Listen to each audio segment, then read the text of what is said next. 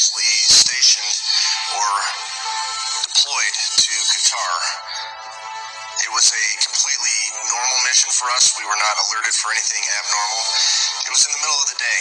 I remember coming into a base in Afghanistan called Bagram. Back in those days, it was pretty austere. It was an old Russian air base that we were using.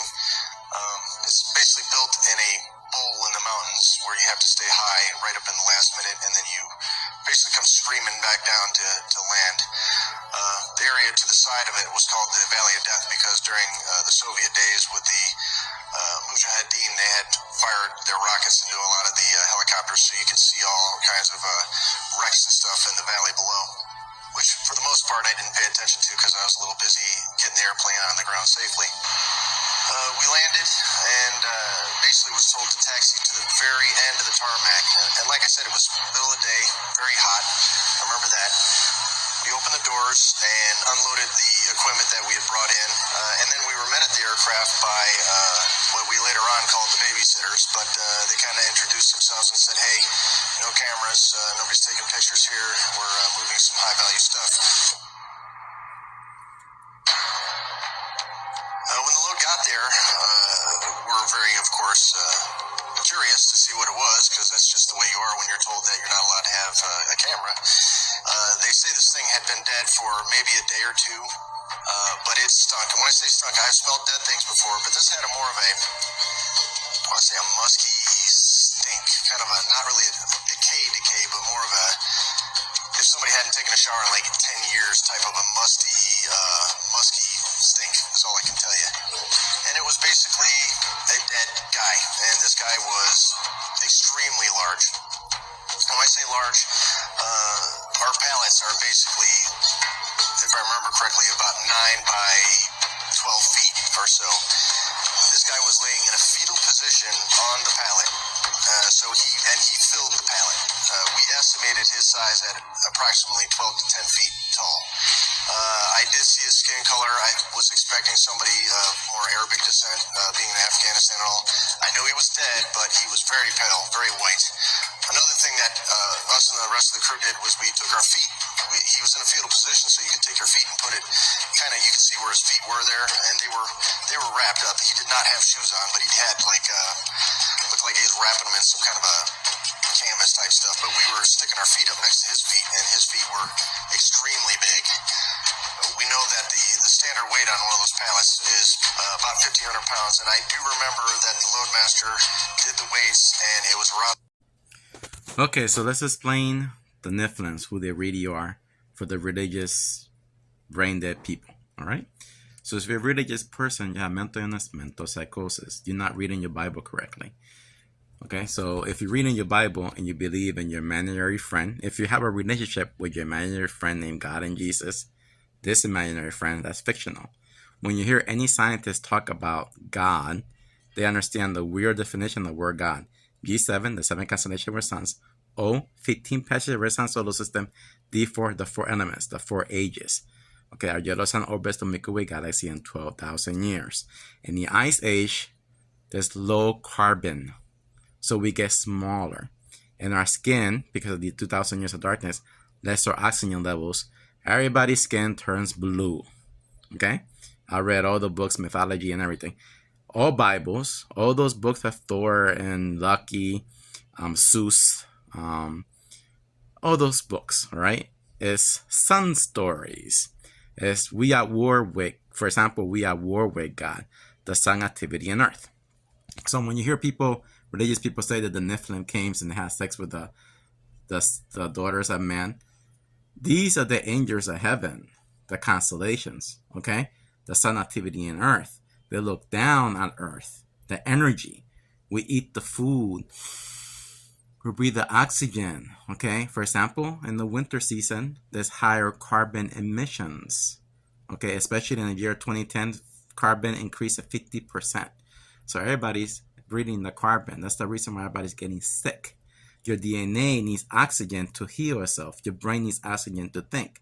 So when you hear the religious people that we fall from grace, we fall from intelligence in the Ice Age because there's less oxygen in your DNA, and we reconnect with our primordial instincts. We all eat each other for 2,000 years.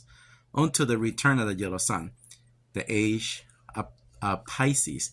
Capricorn Aquarius is the ice age. One is like 1,000. 3 days. 3 days in the wilderness.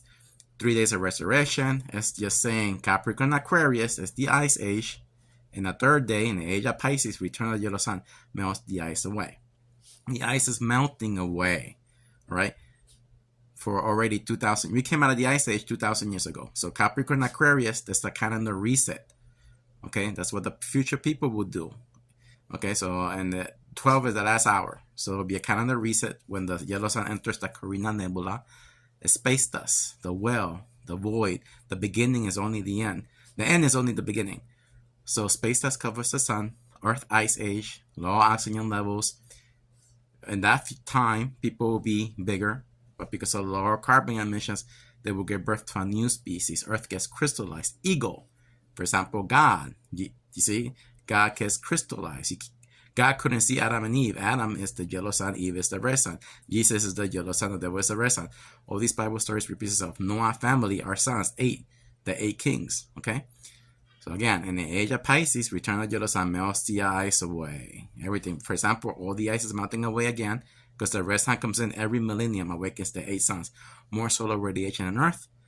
The ring of fire. What's the ring of fire? High carbon. All the volcanic activity is on underneath the ocean, everywhere. Okay, so it's creating a lot of carbon. We're eating the food. We're eating the vegetation. We're drinking the water. The carbon sinks into the earth filtration. Okay.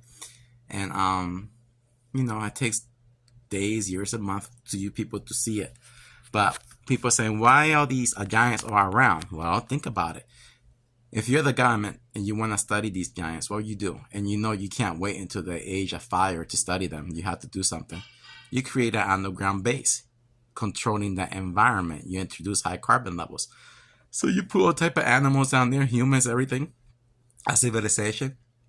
And you add high carbon into the water filtration, everything. So the trees were bigger, the mosquitoes, the spiders, everything will be bigger in that controlled environment with high carbon. And when high carbon is around, you will have bigger trees. Okay. For example, I tell people are getting sick because of the high carbon levels in the winter season. That's why people are getting sick. It's not because what the government says. The fake, since 2020. That's all lies. High carbon levels. So oxygen levels right now, we have at 21%. It's supposed to be 21%. Right now it is because it's the spring and summer, okay? Because the trees absorb all that stuff. But in the winter seasons, there's no tree, the petals and everything falls down. It's the winter season, okay? Higher carbon.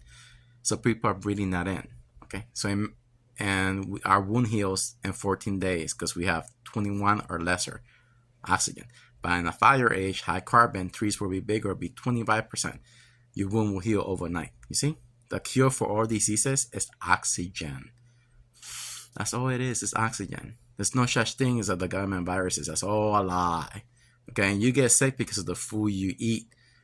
You understand? You cook your food, you're destroying the oxygen. Okay? We eat everything cooked. We're supposed to be anything raw meat, raw everything for a stronger immune system. All right? So now you know. Then the Nephilims is us.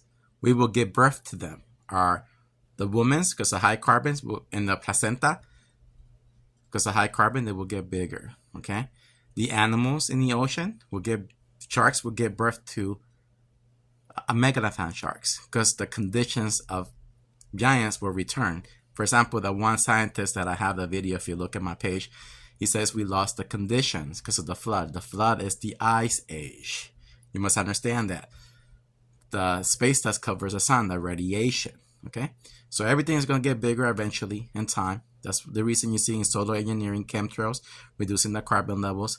We got GMO foods and everything controlling people to make them small, keep us small and stupid. Because, if we have 8 billion people on Earth, out of those 8 billion, less than 1% understand this. All the other ones believe the fake government system, believes in the fake religions and the fake education system. Never let education block you from intelligence. You have to learn what intelligence is. Intelligence is the sun activity on Earth. So always keep that in mind and watch all my videos. There's a third video, it's all about Nephilims. See all the other ones and get ready.